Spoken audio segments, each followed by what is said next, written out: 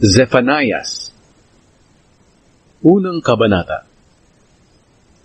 Ito ang ipinahayag ng Panginoon kay Zephanias noong si Hosea na anak ni Amon ang hari ng Huda.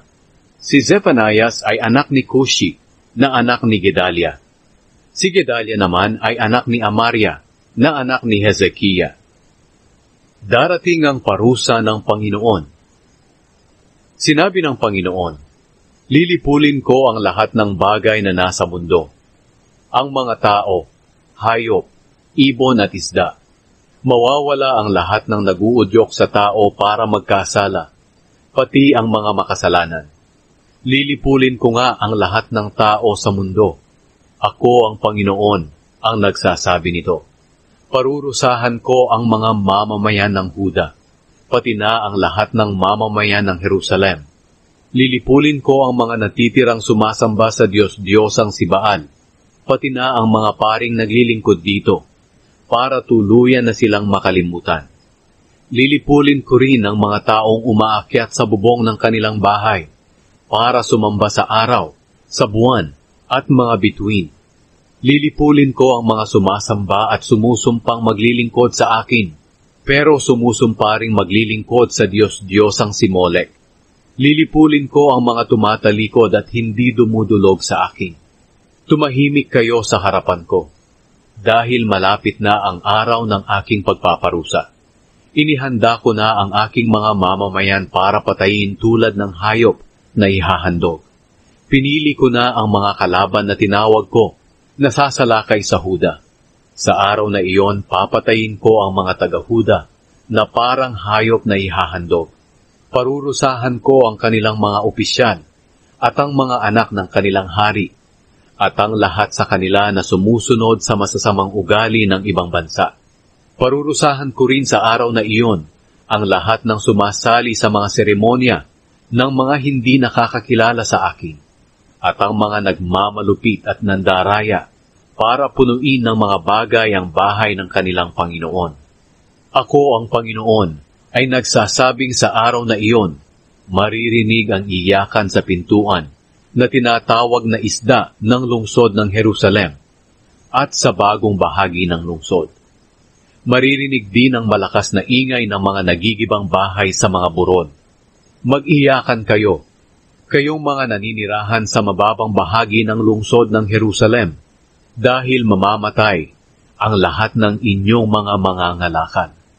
Sa araw ding iyon, susuyurin kong mabuti ang Jerusalem, at parurusahan ko ang mga taong nagpapasarap lang sa buhay, at nagsasabi sa kanilang sarili, walang gagawin ng Panginoon sa amin, mabuti man o masama. Aagawin sa mga taong ito ang kanilang mga pag-aari, at wawasakin ang kanilang mga bahay. Hindi sila ang titira sa mga bahay na kanilang itinayo, at hindi sila ang iinom ng inuming mula sa ubas na kanilang itinanim. Ang nakakatakot na araw ng pagpaparusa ng Panginoon. Malapit na ang nakakatakot na araw ng pagpaparusa ng Panginoon. Ito'y mabilis na dumarating. Mapait ang araw na iyon, dahil kahit na ang matatapang na sundalo ay sisigaw para humingi ng tulong. Sa araw na iyon, ipapakita ng Diyos ang kanyang galit. Magiging araw iyon ng pighati at paghihirap, araw ng pagkasira at lubusang pagkawasak.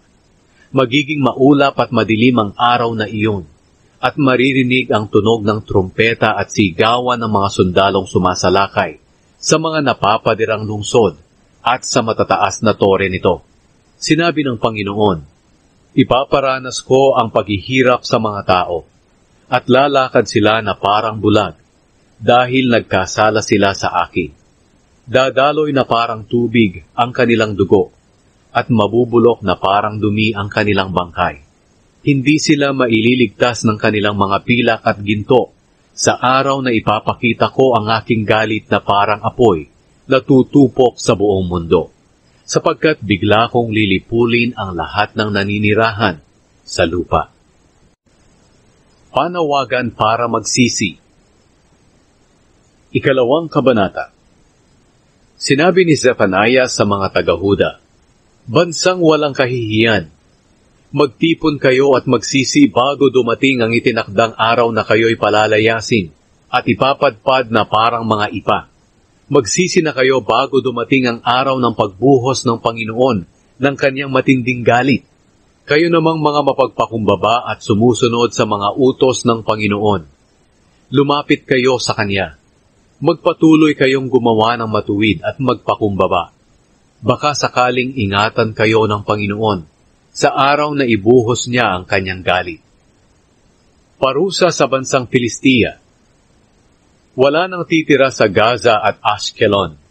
Ang mga mamamayan ng Ashdod ay palalayasin sa loob lamang ng kalahating araw.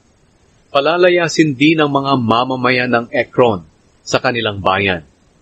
Nakakaawa kayong mga Filisteo na nakatira sa tabing dagat. Ito ang sinasabi ng Panginoon laban sa inyo. Kayong mga Filisteo sa Kanaan, lilipulin ko kayo at walang matitira sa inyo. Kaya ang inyong mga lupain sa tabing dagat ay magiging pastulan at kulungan ng mga tupa. Sasakupin iyon ng natitirang mga taga-Huda. Doon sila magpapastol ng kanilang mga hayop. At pagsapit ng gabi ay matutulog sila sa mga bahay sa Ashkelon. Kahahabagan sila ng Panginoon na kanilang Diyos at pauunlarin silang muli. Parusa sa mga bansa ng Moab at Ammon. Sinabi ng Panginoong makapangyarihan, ang Diyos ng Israel, narinig ko ang pangiinsulto at panunuyan ng mga taga-Moab at taga-Ammon sa aking mga mamamayan. Ipinagyayabang nila na kaya nilang sakupin ang lupain ng aking mga mamamayan. Kaya isinusumpa kong wawasakin ko ang Moab at Ammon, katulad ng Sodom at Gomora. At ang kanilang lupain ay hindi na mapapakinabangan habang panahon. Tutubuan ito ng mga matitinik na damo, at mapupuno ng mga hukay na gawaan ng asin. Lulusubin ito ng natitira kong mga mamamayan, at sasamsamin nila ang mga ari-arian nito. Sinabi ni Zephanias, iyan ang ganti sa pagyayabang ng mga taga-Moab at taga-Ammon, sapagkat ipinapahiya nila at nilalait ang mga mamamayan ng Panginoong makapangyarihan. Sisindakin sila ng Panginoon, dahil lilipulin niya ang lahat ng mga Diyos-Diyosan sa buong mundo, at sasambahin siya ng mga tao sa lahat ng bansa sa kani-kanilang bayan. Ang parusa sa mga bansa ng Ethiopia at Assyria. Sinabi ng Panginoon, kayo ring mga taga-Ethiopia, ipapapatay ko kayo sa digmaan. Parurusahan ko rin ang Assyria na nasa hilaga. Magiging tulad ng ilang ang Ninive, tigang na parang disyerto. Magiging pastulan ito ng mga baka, kambing, at ng iba't ibang uri ng mga hayop. Dadapo ang mga kuwago sa mga nasirang haligi, at maririnig ang kanilang huni sa mga bintana. Masisira ang mga pintuan, at matatanggal ang mga sedrong kahoy nito. Ganyan ang mangyayari sa lungsod ng Ninive, na nagmamalaki na walang sasalakay sa kanila, at walang hihigit sa kanila. Pero lubusang mawawasak ang lungsod na iyon, at titirahan na lamang ng mga hayop sa gubat. At ang bawat dadaan doon ay tatawa ng pakutya sa kinasapitan nito. Ang hinaharap ng Jerusalem. Ikatlong kabanata. Sinabi ni Zephanias, nakakaawa ang Jerusalem. Ang mga naninirahan dito ay nagre-rebelde sa Diyos at gumagawa ng karumihan. Ang kanyang mga pinuno ay mapang-api. Hindi sila nakikinig kahit kanino at ayaw nilang magpaturo. Hindi sila nagtitiwala sa Panginoon na kanilang Diyos, ni lumalapit sa Kanya. Ang kanilang mga opisyal ay parang leon na umaatungal. Ang kanilang mga pinuno ay parang mga lobo na naghahanap ng makakain kung gabi, at walang itinitira pagsapit ng umaga. Ang kanilang mga propeta ay padalos-dalos sa kanilang mga ginagawa, at hindi mapagkakatiwalaan. Nilalapastangan ng kanilang mga pari ang mga bagay na banal, at sinusuway ang kautusan ng Diyos.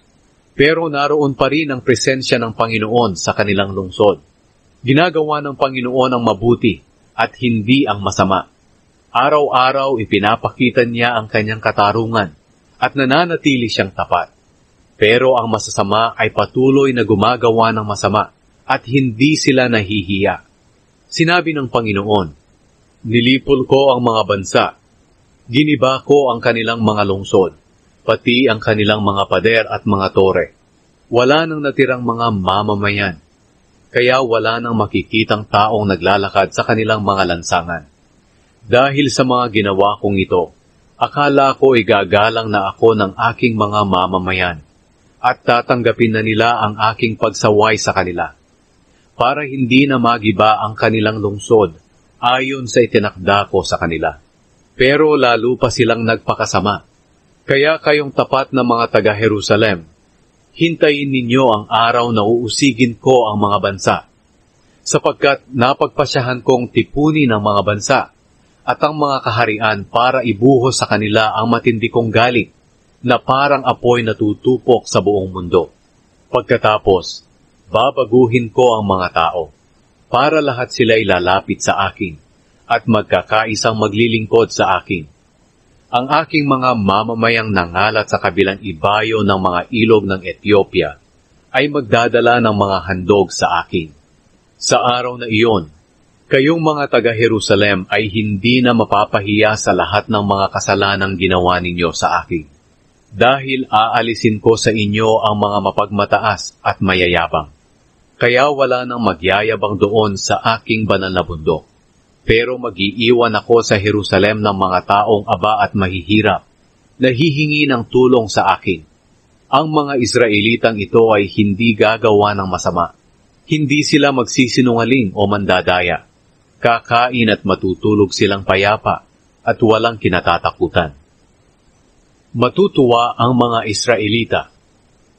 Sinabi ni Zephanias, "Kayong mga mamamayan ng Israel, sumigaw kayo sa tuwa, kayong mga mamamayan ng Zion, ang lungsod ng Jerusalem, umawit kayo at magalak ng buong puso, sapagkat hindi na kayo parurusahan ng Panginoon. Palalayasin niya ang inyong mga kaaway. Kasama ninyo ang Panginoon, ang Hari ng Israel. Kaya wala ng kasawi ang dapat pang katakutan. Sa araw na iyon, sasabihin ng mga tao sa mga taga-Jerusalem, mga mamamayan ng Zion, huwag kayong matakot, magpakatatag kayo, sapagkat kasama ninyo ang Panginoon na inyong Diyos. Katulad siya ng isang makapangyarihang sundalo na magliligtas sa inyo. Magagalak siya sa inyo, at sa pamamagitan ng kanyang pag-ibig ay babaguhin niya ang inyong buhay. Aawit siya ng may kagalakan dahil sa inyo, gaya ng taong nagsasaya sa araw ng kapistahan." Sinabi pa ng Panginoon, "Ililigtas ko kayo sa kasawian para hindi na kayo malagay sa kahihiyan. Sa araw na iyon, parurusahan ko ang lahat ng umaapi sa inyo. Kayo ay parang mga tupang napilay at nangalat. Pero ililigtas ko kayo at titipuning muli. Inilagay kayo sa kahihiyan noon, pero pararangalan ko kayo at gagawing tanyag sa buong mundo. Oo, titipunin ko kayo sa araw na iyon, at pababalikin ko kayo sa inyong bansa. Pararangalan ko kayo at gagawing tanyag sa buong mundo. Mangyayari ito sa araw na panumbalikin ko ang inyong mabuting kalagayan, at makikita ninyo mismo ito. Ako ang Panginoon, ang nagsasabi nito.